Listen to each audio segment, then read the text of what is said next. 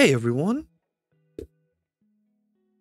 I realized that there's something broken with the announcement, the Discord channel, so let me quickly make a new one. Because it can only do one in every 24 hours, I think.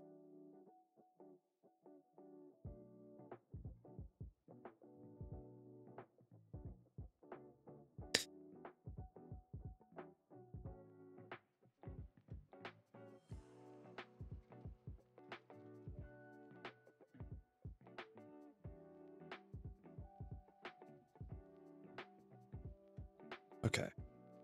Should be good to go. Sweet.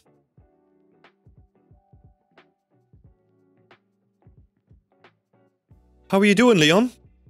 How's it going, buddy?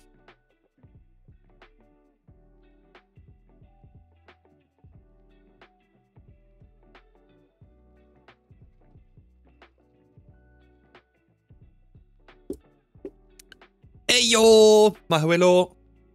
How's it going? Just put this a little lower. Got a fucking bowling ball in here.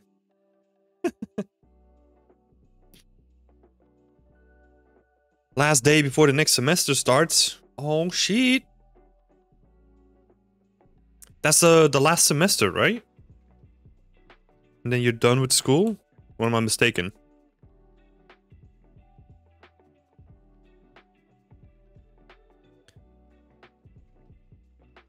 Mr. Grop.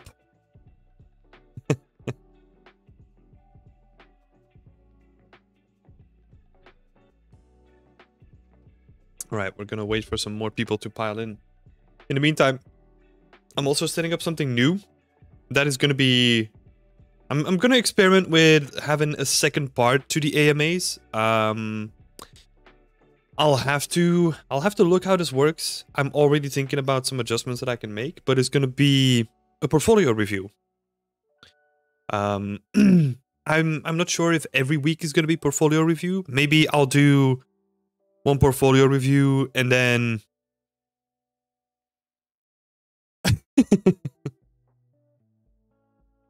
I'll do one portfolio review and then maybe like one work in progress review where I go through like a couple of work in progress pieces of the community. I don't know. We'll see where it takes us. Lucy says, "Oh, it does."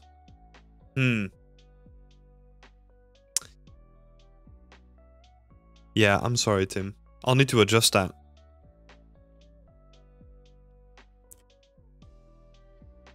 I think... Look, I'm not gonna make excuses. That's just my laziness, I think.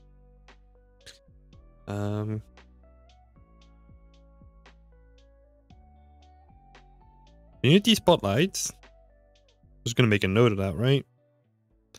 I just did after the stream.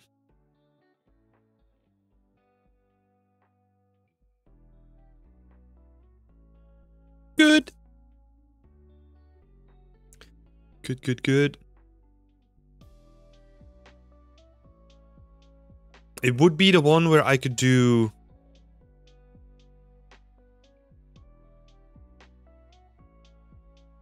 I could do my bachelor's, but I'm thinking about delaying it to get an internship while I'm a student.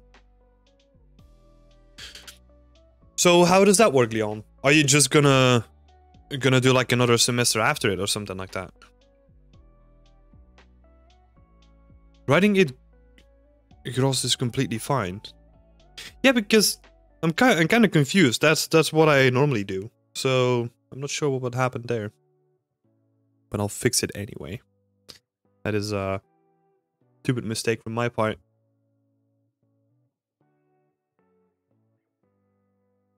All right. Already here. Yeah, I mean, I don't have to pick courses. I only need to take one more to have all the credit points I need. Okay. I mean, could be an interesting tactic. About delaying it to get an internship while I'm a student. Yeah, it's kind of... Well, I'm used to the internship being built into the course, so I'm not sure what the best way is there. Because I assume, I'm not sure about this either. I assume that you can still get an internship before, well, after you went to school. Not sure. Also, not being a student anymore and not having a job yet sounds very scary. Yeah. It can be scary. I mean, I'm only imagining, right?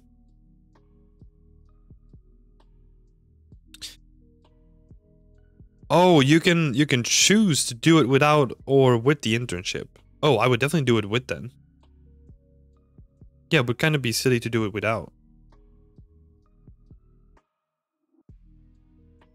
But then, is that part of the curriculum? Do they offer support to help you look for jobs and prep for the job market and all that stuff? Or is it literally just, you can do it with, but you have to do it all on your own type of thing?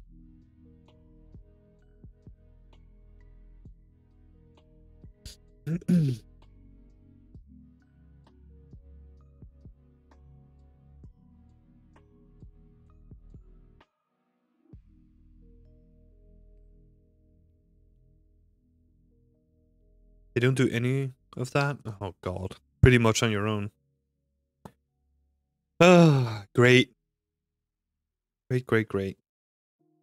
Well, if you need any help or any support, we can always chat about it, man.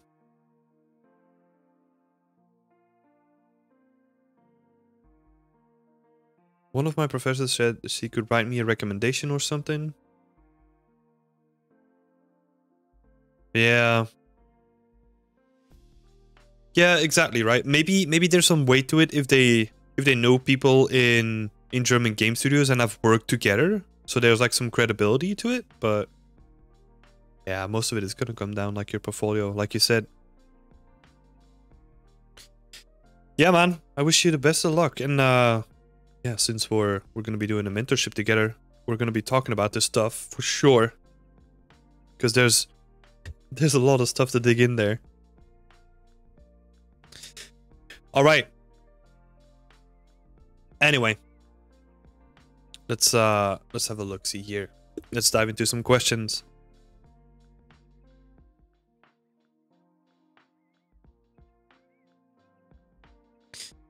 We'll chat about it sometime. Sounds good, buddy. All right. Excuse me for my rough voice in the morning. First, a question is from Dylan Burgess.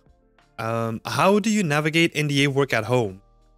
What would you do from the perspective of someone working from home during COVID with other people around the house? Especially if you don't necessarily have a separate office room. And then there's a second part of the question that we'll dive into next. I'm going to split this up into two pieces. So first of all, how do you navigate NDA work at home? I mean, I'm in the same position, right? We don't have the space for like a separate office room. Like literally what you see on the camera right now is our apartment. I mean, that's it. Like there's no, I'm also not gonna invest in like a separation wall or something ridiculous like that just because of NDA. This whole shift came about so quickly that there's no way that I can quickly adapt to that, right? And I don't think the current, well, the pre-COVID contracts are like adapted to what we were to expect, like working from home. Because I think that most companies are also not thinking about working from home in the long term as like a permanent thing. It's going to be a hybrid thing, right? You're going to be working from home some days and then working from the office like other days. Well, I'm mostly speaking about, well, mostly assuming that, right? But yeah, like I'm in the same position. I don't have the space to do like a separate room. I don't have the room for that. So the thing that I do when navigating NDA work at home is there is obviously stuff that is super what is it, super sensitive, I'll just close the blinds and make sure that no one else from outside can look in, because I have a window to my left here. So I'll do that, and I'll make sure that no one from the outside can look into, or like onto my screens or something like that. But when it comes to other people, I mean, it's just talk about it, right? Like, I would say that, look, at least make them know that they can't really talk about it. They have to be aware of that, right? But yeah, it is difficult. Like, in an ideal case, you would have like a separate office room where you can go in and no one else can look at your screens, right? But I mean, most of us don't have the means to afford that, right? So there's no real choice there. And then the second part of the question is, what about outside of COVID, such as discussing your day with a significant other after getting back home? What is the line for how far the conversation goes? That is a very good question. I would stick to usually code names for projects, like don't really go too far into it. I would probably, yeah, be really careful with that. Because the thing is, you have to take so many things into account, right? I've been together with my girlfriend for 10 years. So nothing's gonna happen there. But let's say you're just together with like a new partner in that case, and then you already start opening up about that stuff. I wouldn't do that. I would be really careful with that stuff. Because you never know, right? Some bad blood comes into the relationship, you break up, and then, I mean, look, this is worst case scenario, but they might use it against you, right? Or might leak that stuff. So yeah, it's a dangerous one. It's a good question though. I think it's a thing that we're all thinking about, especially working from home, with like our partners and maybe our kids and all that stuff running around. So it's a good question. But yeah, legally, I would probably leave it as much of a barrier between professional and personal. I would really try to maintain that barrier as much as possible, because it also doesn't really matter that much, right? If you're gonna talk about project specific stuff, like usually it's not gonna add anything to the conversation. You can talk about issues that you have on a job without getting into the weeds of NDA breaking stuff. So yeah, in that case, look, the thing that is legally binding in this case is always the contract, right? And if the contract says that you can't disclose any of it, then don't disclose any of it.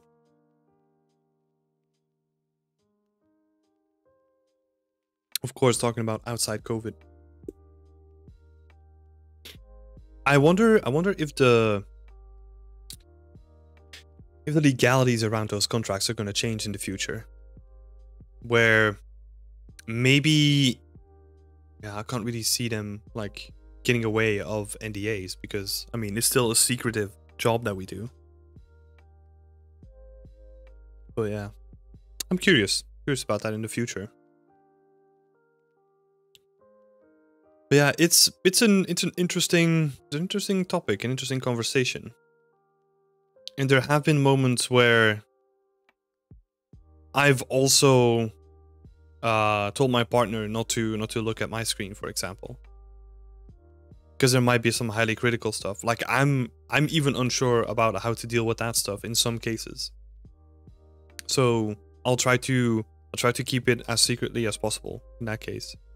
Because there's different levels of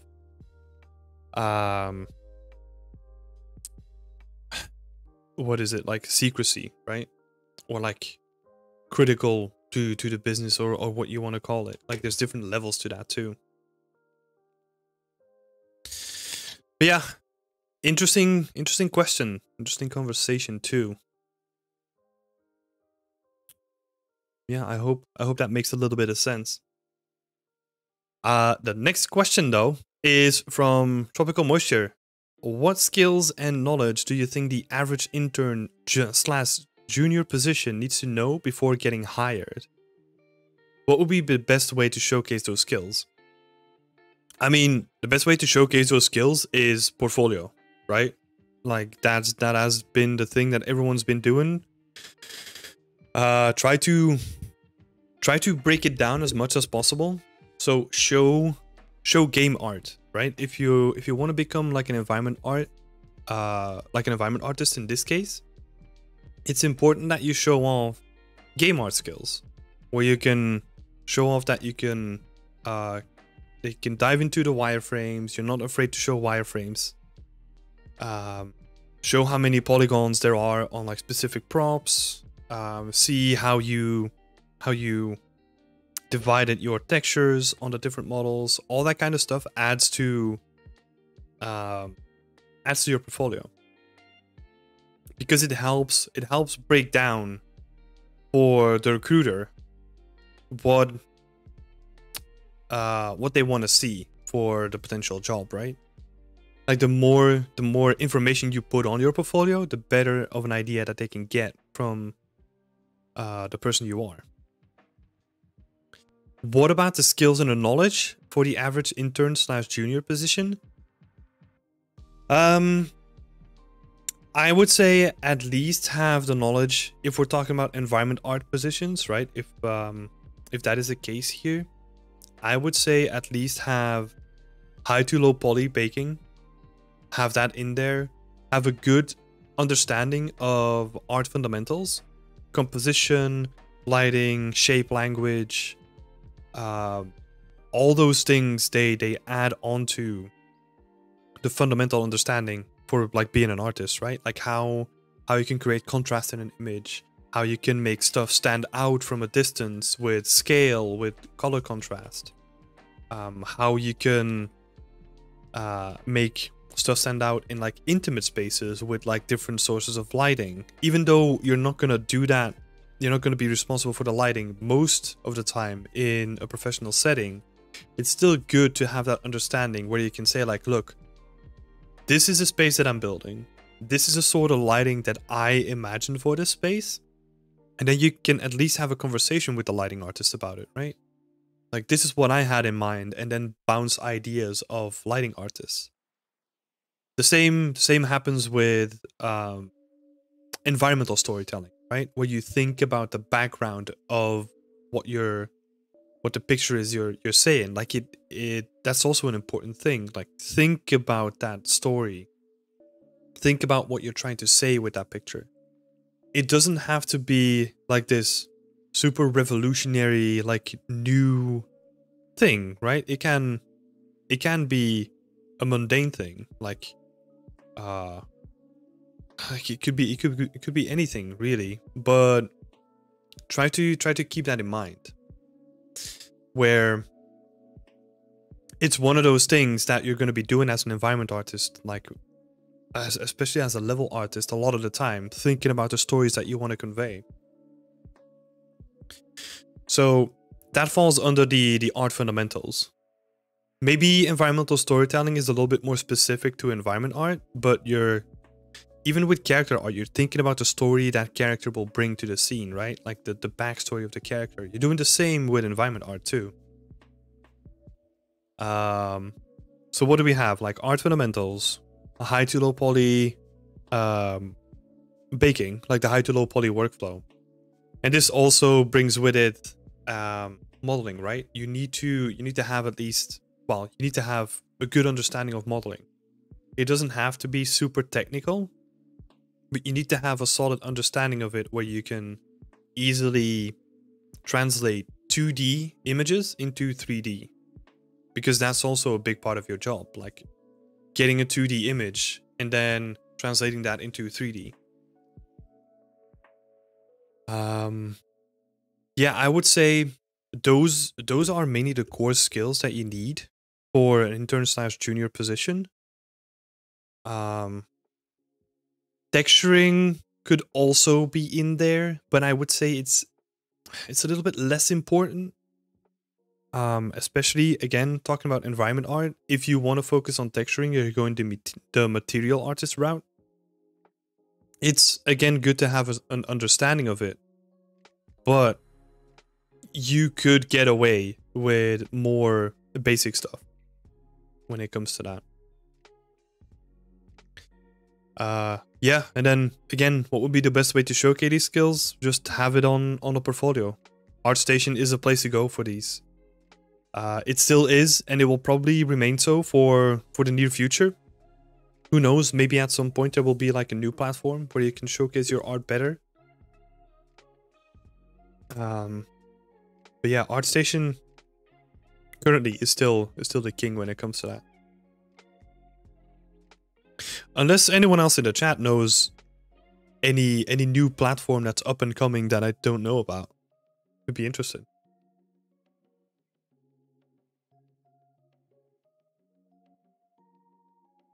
Hey, Bikes! Welcome to the chat, buddy.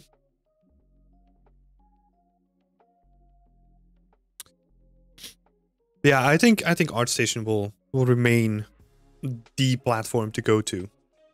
Because we're at a point where recruiters and deviant art. I heard that it's making a resurgence. Like it's looking way better than it did when I basically dropped off DeviantArt. But man, it has.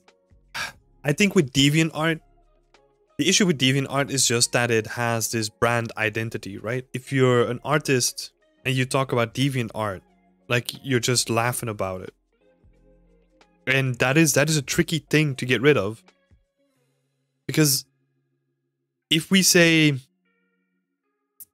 yeah, exactly, like if you say DeviantArt, like no one's gonna think about like a professional portfolio website, right? It's more, the image that I have in my head is hobbyists mainly putting up their work and then sharing it on that platform. It doesn't have the high quality like professional appeal. At least, look, it's been a while since I looked at it. Maybe they're trying to rebrand in that way, but that's the image that I have in my head.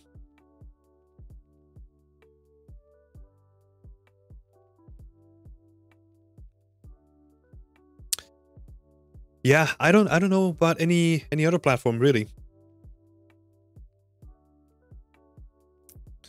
And I think it will be a while before ArtStation will be kicked off of that throne. ArtStation is evolving, right? It's more moving towards. It is more moving towards like a full platform instead of like a site to showcase your portfolio in a really nice way. So they're building in learning resources. They're building in a marketplace, which, in my opinion, I mean, there's no way that you can get around that sort of stuff because it's progress, but it's also muddying the initial intent of the website itself. But then, yeah, on the other side, from like a business perspective, like it makes sense, right? You have all these artists on one platform. Like, why wouldn't you try to sort of capitalize on that fact? But yeah, we'll see. We'll see where we go in the future. Yeah, there was one point, like from a recruiting standpoint, like ArtStation is still the thing that they go to because they've seen so many portfolios that are standardized by the ArtStation format that it's really easy for them to navigate through.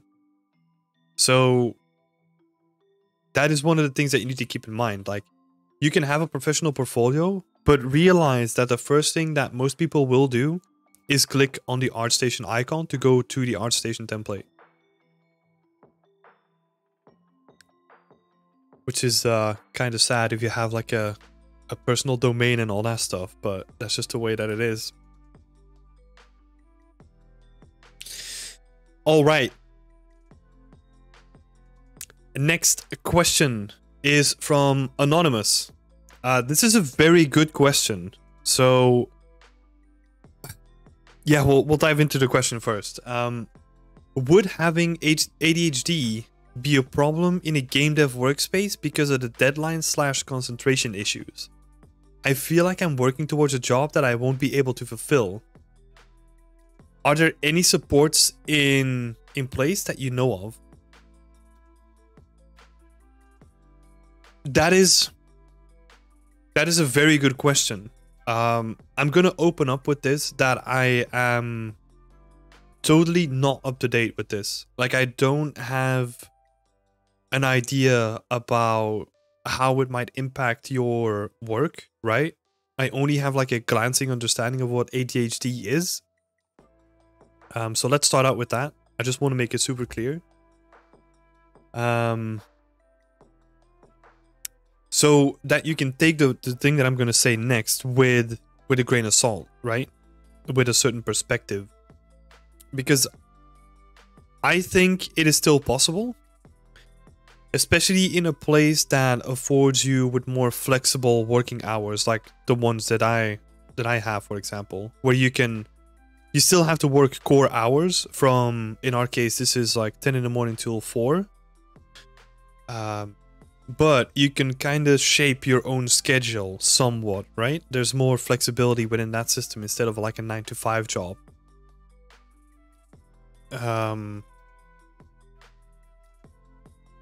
So yeah, I assume that it is possible, but I'm again not too sure. The thing that I'm sure of is that there are a lot of supports in place. So HR will definitely help you with that. There are maybe in places where there are a couple of people with ADHD.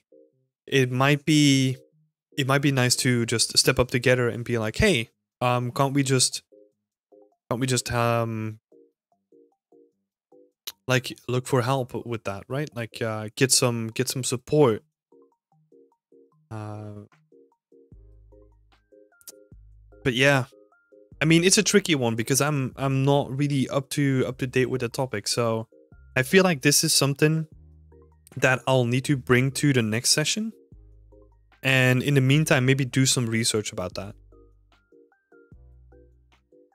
Because it is an interesting topic that I never really thought about before. Especially the part where you feel like you're working towards a job that you won't be able to fulfill, right? That's definitely like a big topic in there. So yeah, thanks so much for the question, Anonymous. I'll move this to the next session and do some research about it. I'll see if I can dig something up.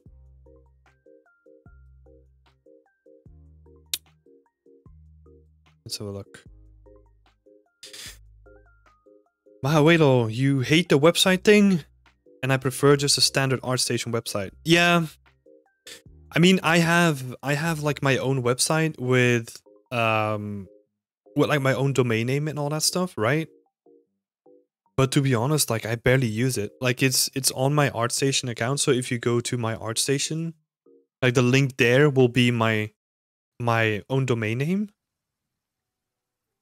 But it's a thing where if people are gonna go to your portfolio and they see like the ArtStation button, I assume that most people are gonna click that anyway.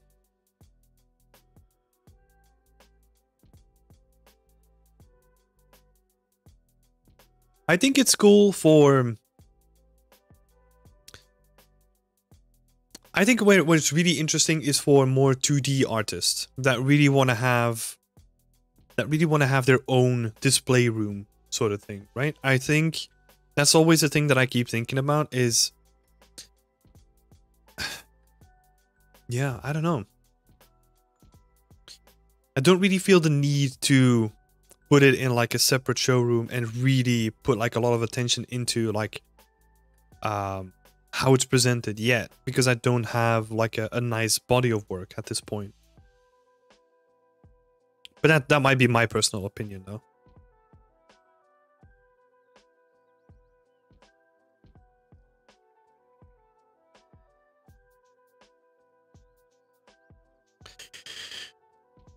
But yeah.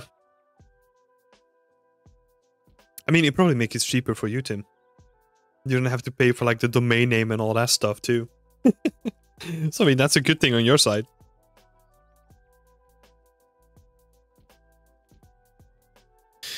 All right. And then we get to the last question of today. This is again one of Dylan Berger's questions.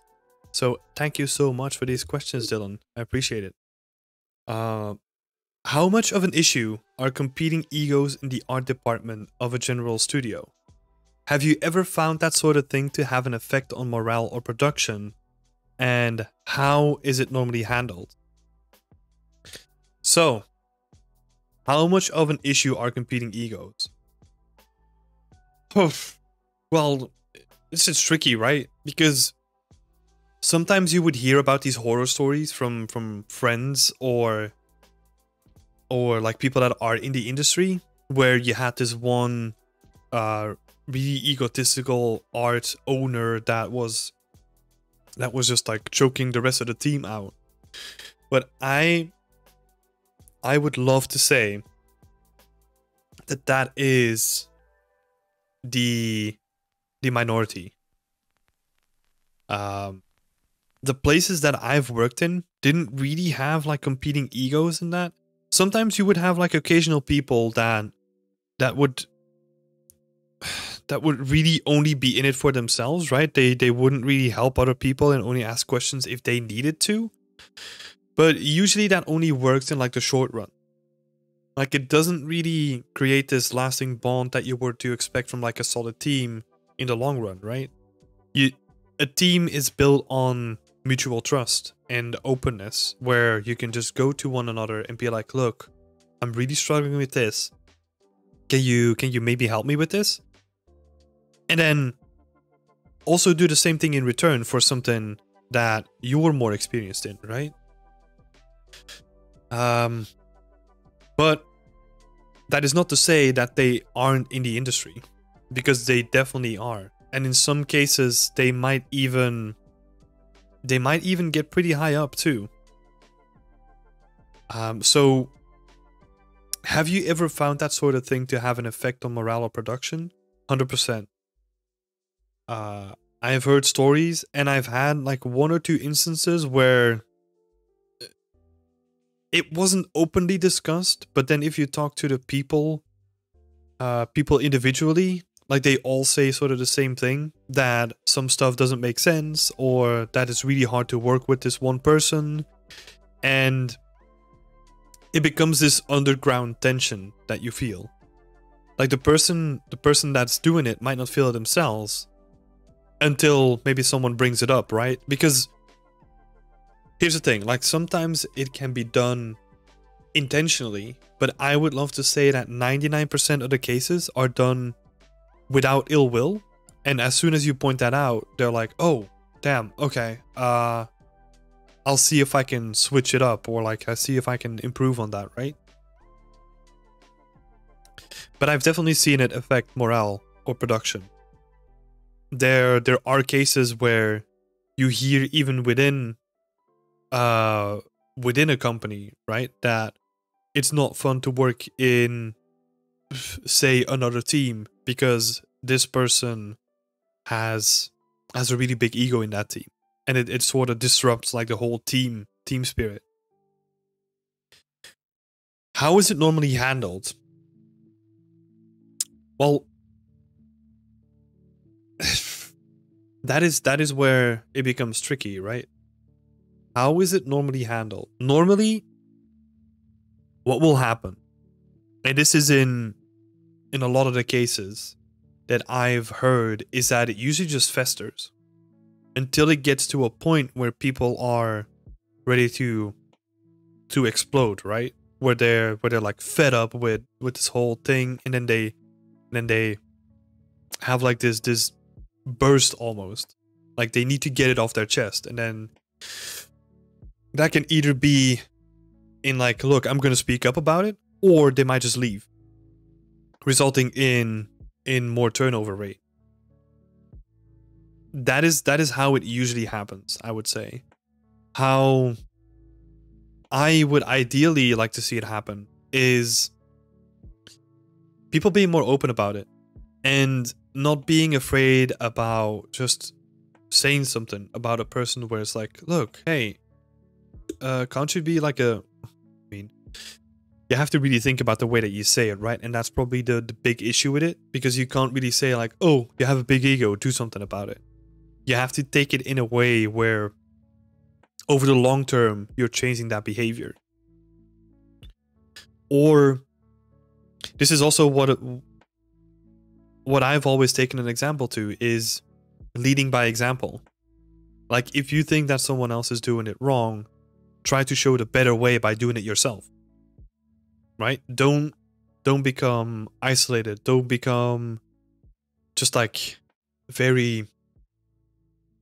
How would you say that? Like very pulled back and very disconnected from like everything just because this one person might be fucking it up. It's important to at least try to make it better.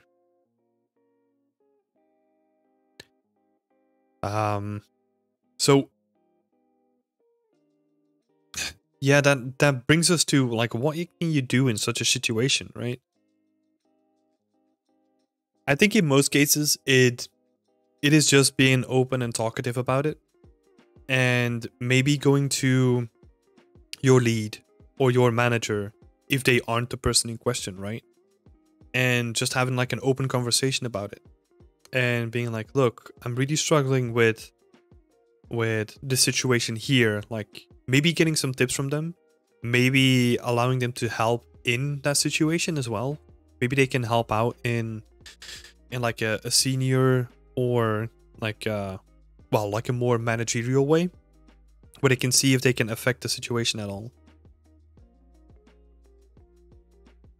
But yeah, it's a tricky one for sure.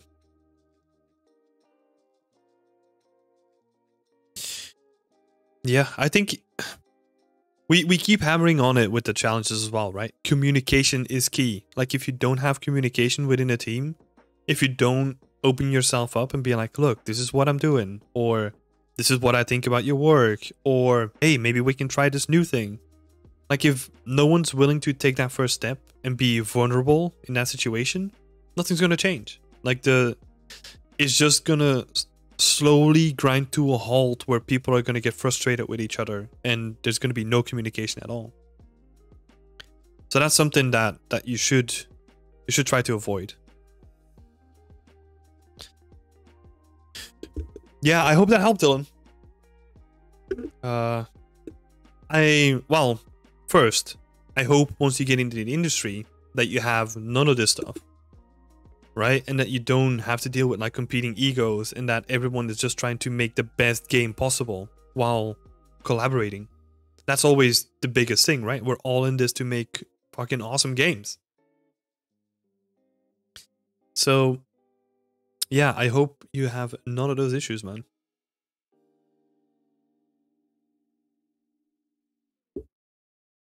All right. Those are all the questions from today. Let me just quickly check. Got no new AMA questions. That's good.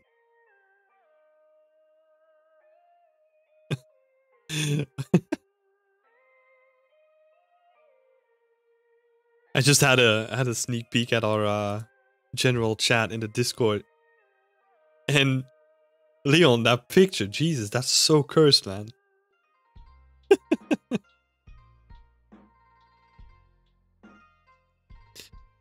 I mean, I pay for ArtStation Plus, so that's not much. So, not that much cheaper anyway. Yeah, true. I guess there's not much of a difference there. And they probably knew about that, right? Probably built that into the pricing a little bit. All right. So, let's try something new today. You also had that quality. That's so weird. Has that been happening on previous streams as well? Wonder if it's anything on my side. Yeah, let me move over some stuff.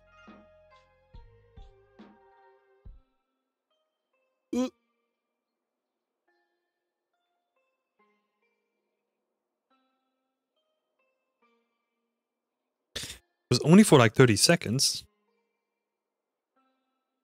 It's so weird. Probably just a connection hiccup.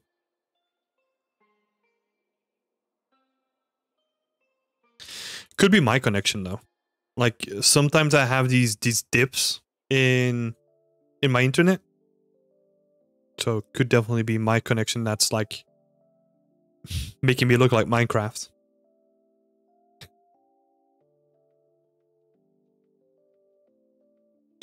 All right.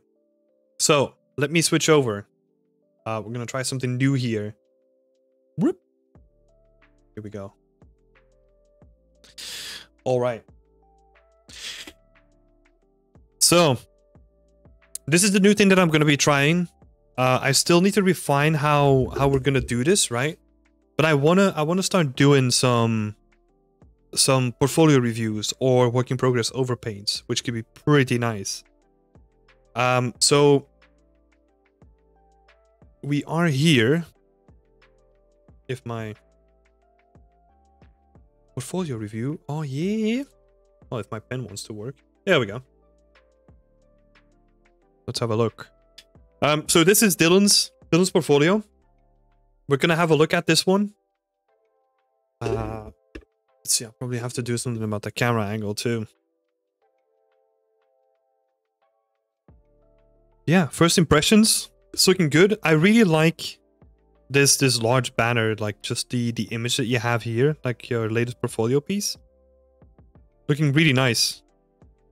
I like the aspect, like all the stuff that's happening in it.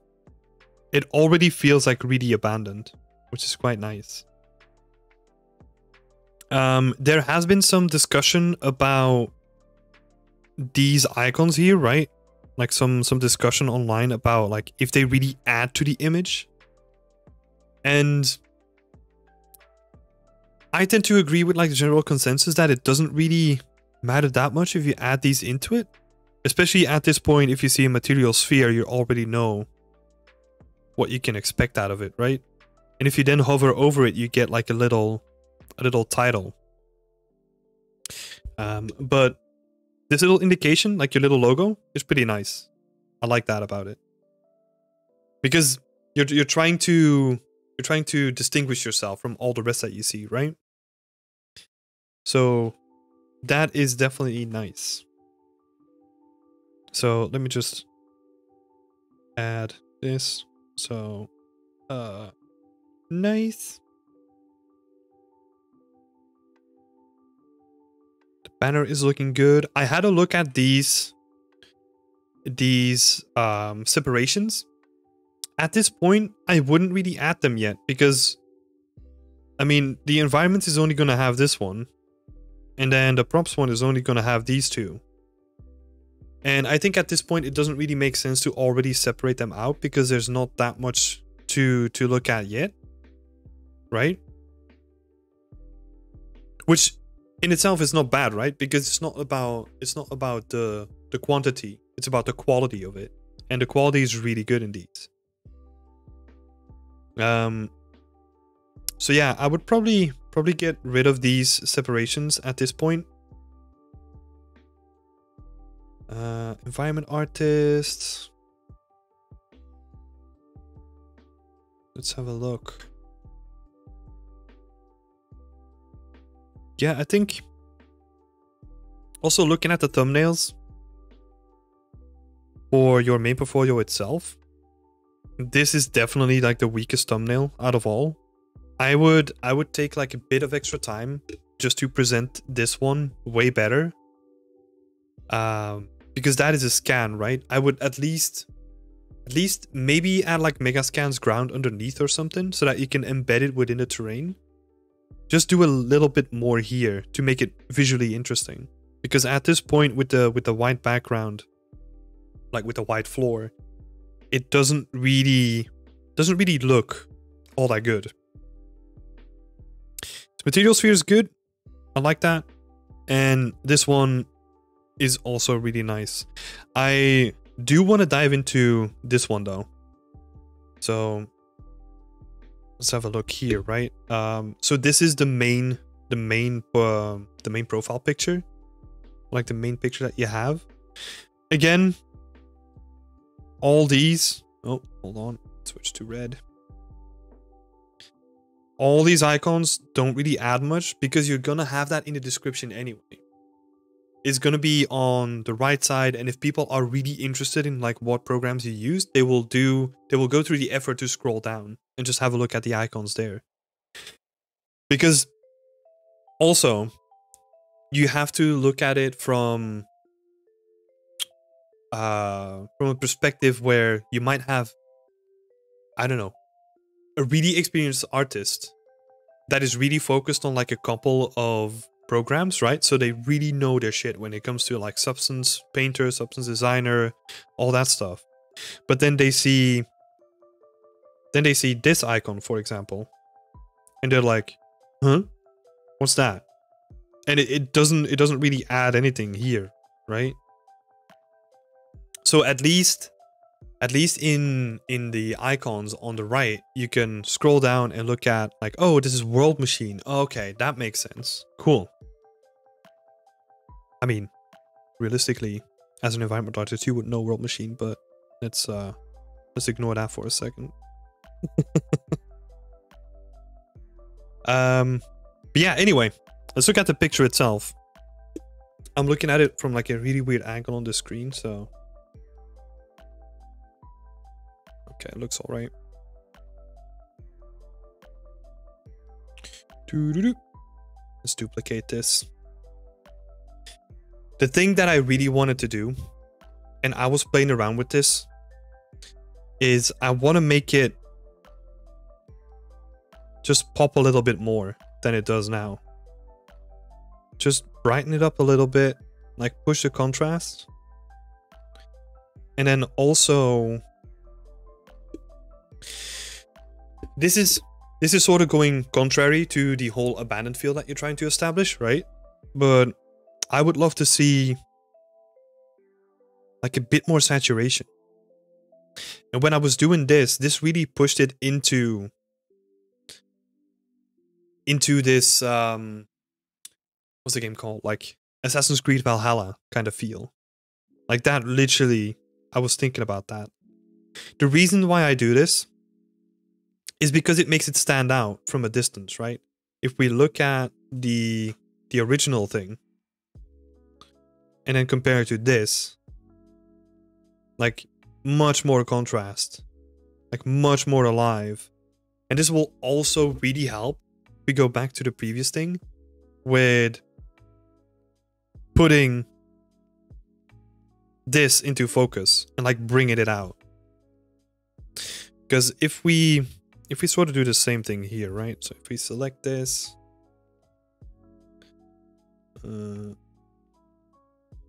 duplicate, nope. Do we do here vibrancy? I think the vibrancy is the most important thing, right? And then brightness and contrast.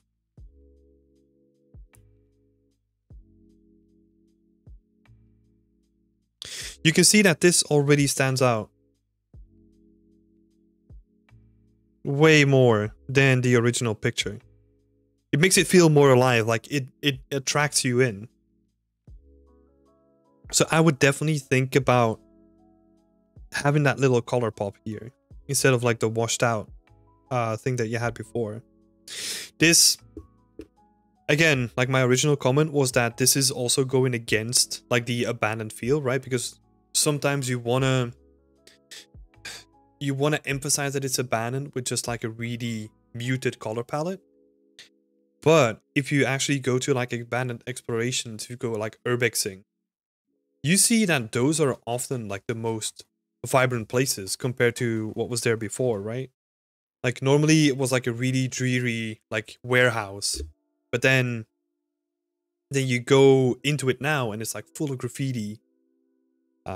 So we can sort of emulate that sort of style here.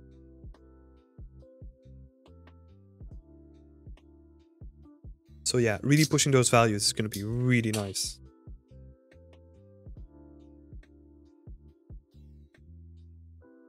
All right. But yeah, I really like the stuff here though. I'm gonna bring up the other stuff in your portfolio to just have a quick chat about it. Whoop. There we go. So we have this photogrammetry stuff in here.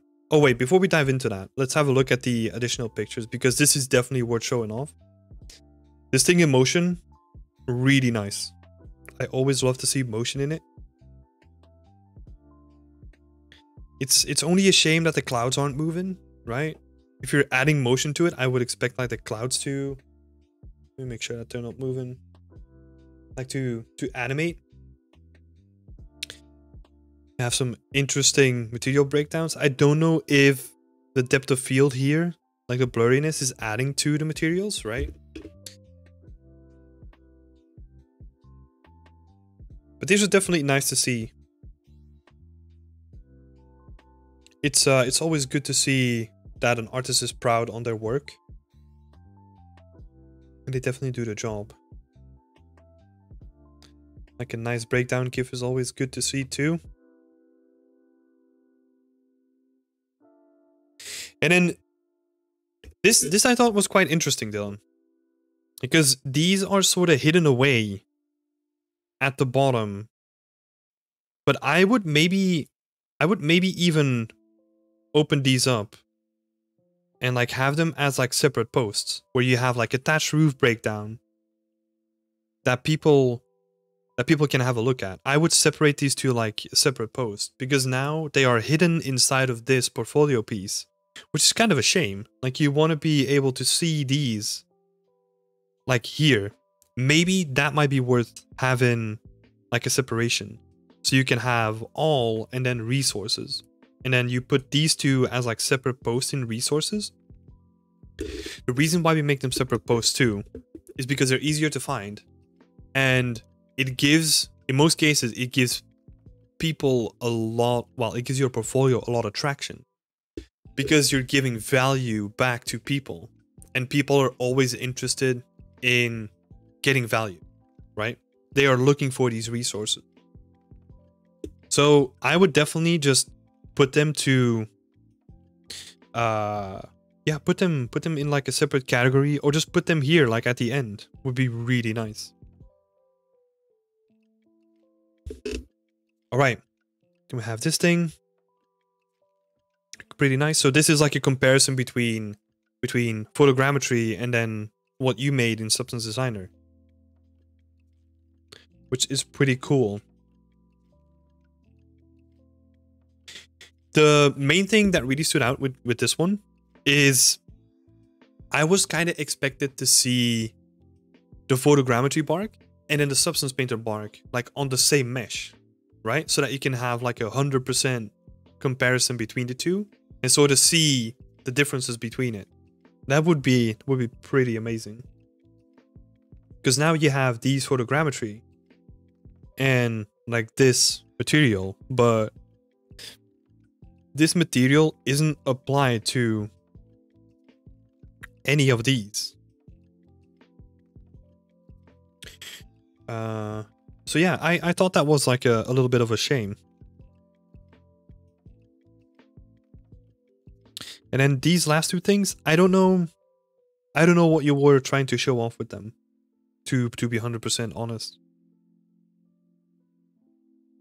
So I would maybe even consider getting rid of these and then having like the comparison first, where you have photogrammetry on the left, Substance Designer on the right, and then you would have this one below that. So photogrammetry bark and then Substance and then the graph. This, if we're talking about the graph here anyway, it's kind of a weird one because there's nothing really that we can get out of this, right? Like it's not high res enough so that you can actually look at, never mind. You,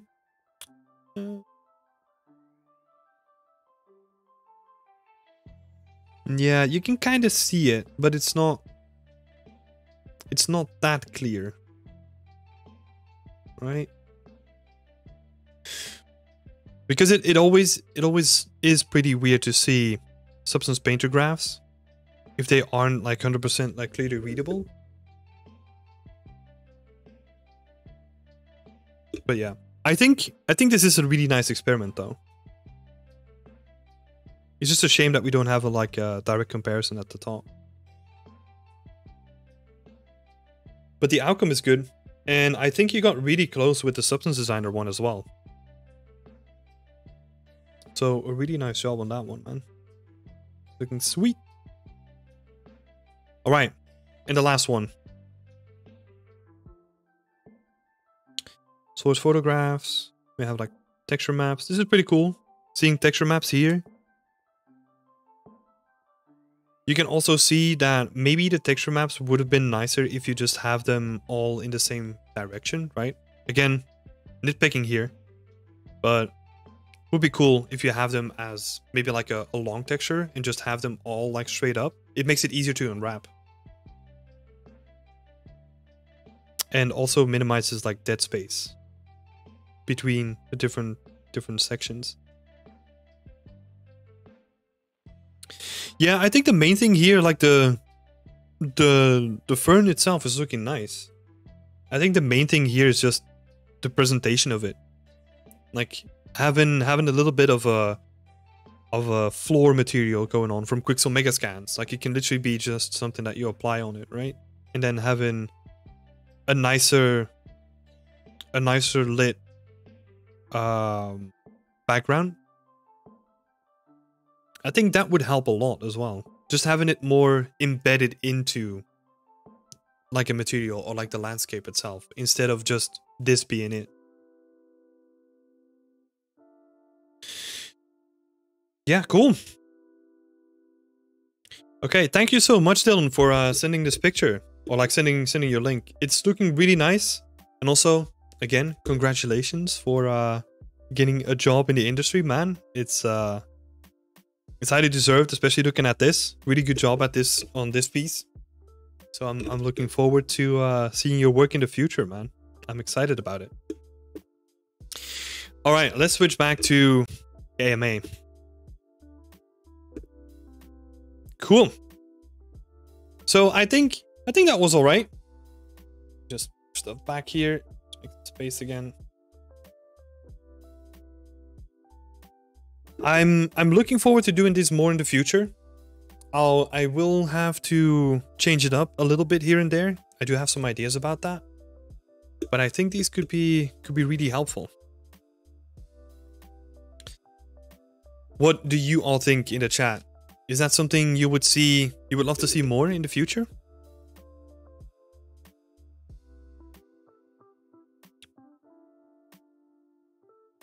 Because this is the main thing that I'm trying to play with, right? Like the portfolio reviews, or I do like multiple work in progress reviews to help people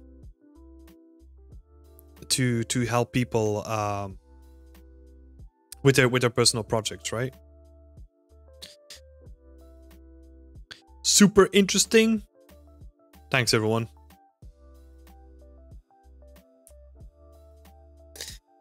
Yeah, I think the work in progress review would also be interesting. So I'm thinking about a system where maybe one, I don't know, like one time a month we do like a portfolio review or something, and maybe the next one can be a work in progress.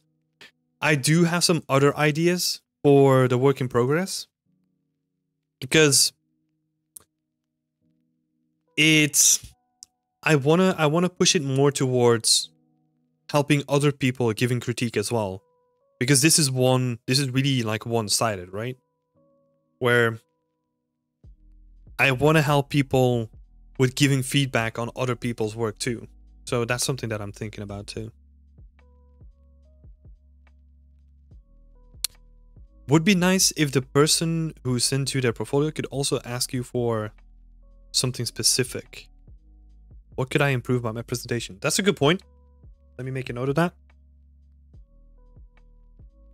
Yeah, that could make it a little bit more direct, right? I think ideally, in like an ideal world, you would have the person in the chat and like replying. That would probably be the best situation, right?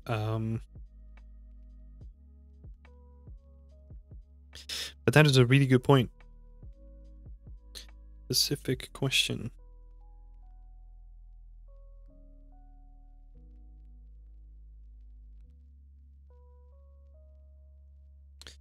Cool. Nice. All right, it's good.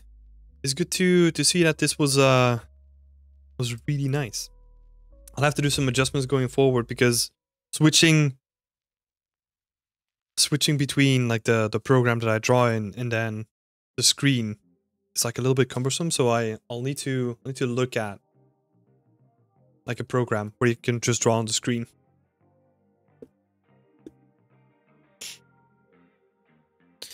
Awesome.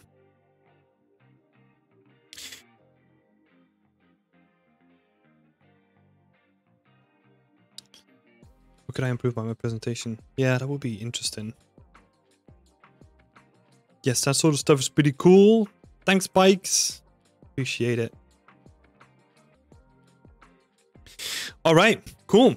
I think this was like a pretty nice and dense AMA Sunday. So I'm gonna leave it here. I'm gonna do these like, I mean, most of you know about this already, but these are here every Sunday. If you want to ask some stuff, if you want to send in your own portfolio or your own work, feel free to do so as well. Wait, how would we do that? Like for the people here that are in the Discord, right? You can just send me like a DM and we can go over like your portfolio or your work. That could probably be the best direct way. But yeah, I thank you all so much for being here. Thank you all so much for the support. And I will catch you in the next stream. Have a nice Sunday, everyone. See ya.